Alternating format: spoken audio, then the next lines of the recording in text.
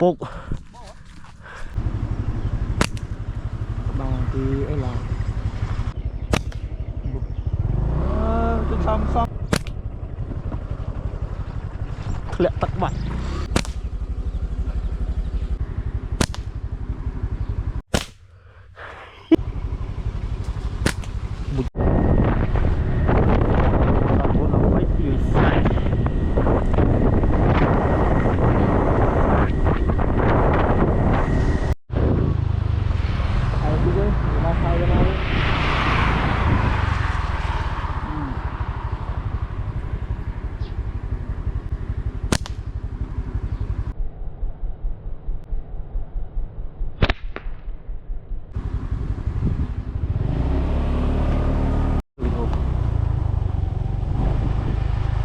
nè bà đây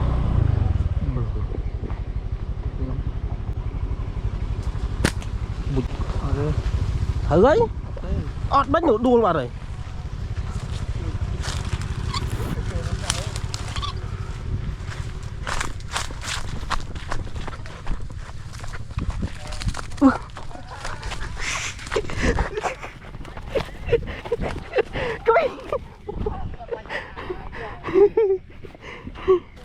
cạnh vô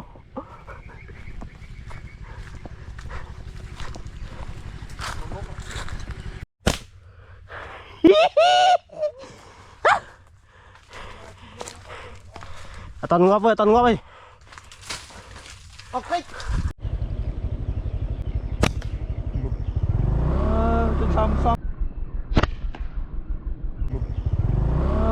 xong xong sắp lưng à lón à sắp lưng ra coi mỏi á tao vào mua gì rồi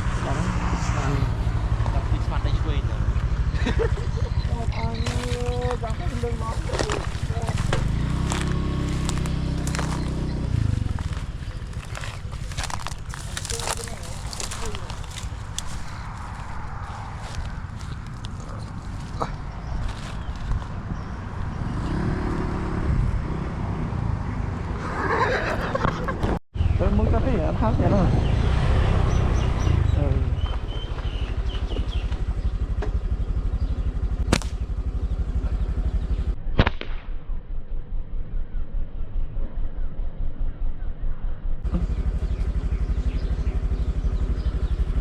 tôi vì mình đá là trùng rồi này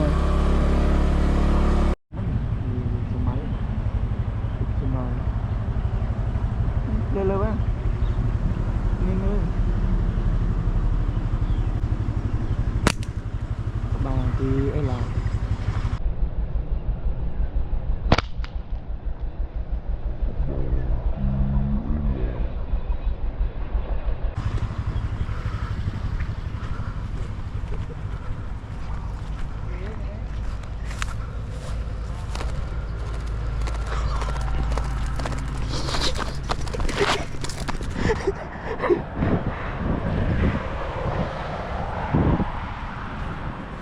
ông bánh cục thở ban thọt phơm trời mời ăn thoát đấy mình bắt mà nó nụ mấy nghe ăn thọt ai được cái nó còn chơi mới nghe tắc đáy mày ơi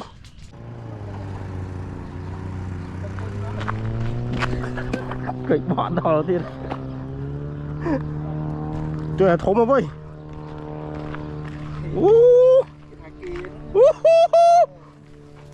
cột luôn năm đi ơi kế mọc hào chịt chạy mà ui tôi cơ cho đầy anh ơi đi cho rồi lại ngọt khớ nha thôi gói rồi một hao đi chỉ cái bao tròn cái đồng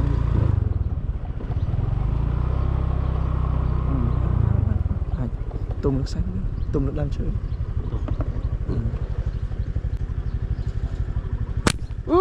anh này hào môn ơi lắng thấy quá rồi chứ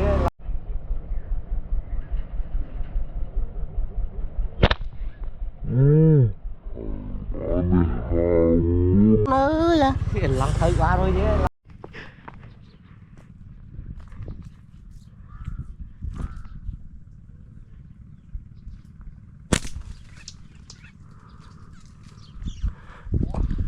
đúng rồi.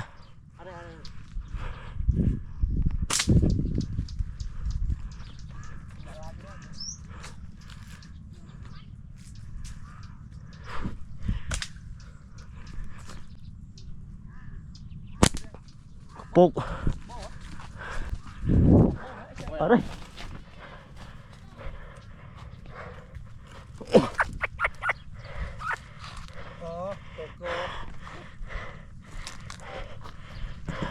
Ini posa dulu.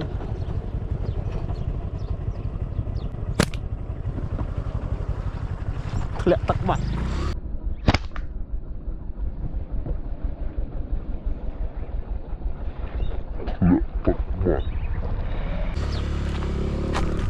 Ơi, ở na.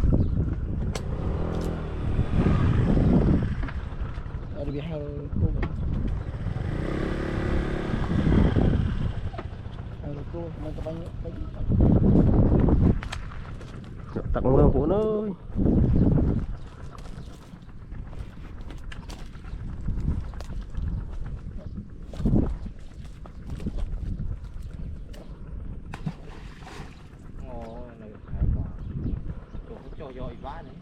Hé luôn. Bánh bị hầm nó bánh bánh chấm.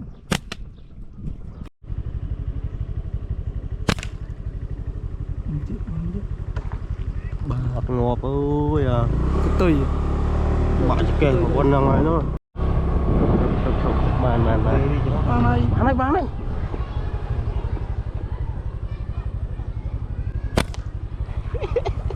Xong rồi. Xong rồi mà. Ôi anh bánh. Ôi giờ sút ra.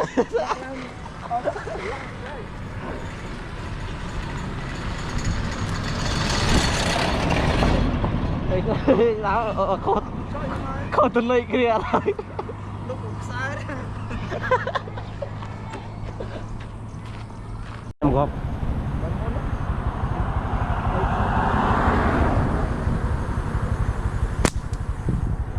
Xẹp nước à chứ đấy.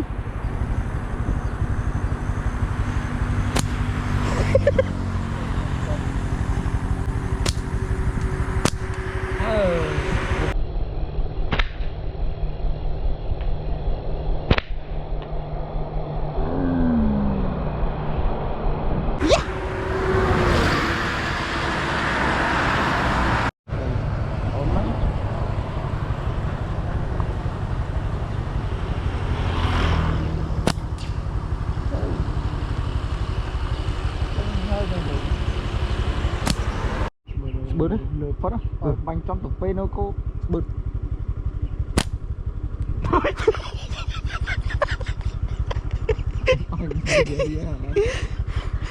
Không cầm dao.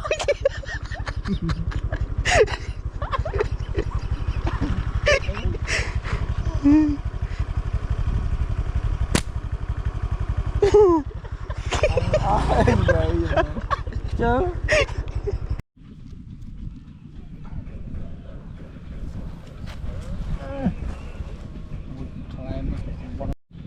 Cột anh phải mình cột nhiều buồn sợ xạ sắt đó nè. Ô mén cột cho lột mén. Ôi cột vậy này hôm nay trong bang đấy tạ to như má nó hôm nay lụa tay thu thế cột nhỉ. Ô cái đai uống này cái đai trôi cột cái đai em trôi mà cột nhỉ. Thưa tông thì có bẹ ban không nè.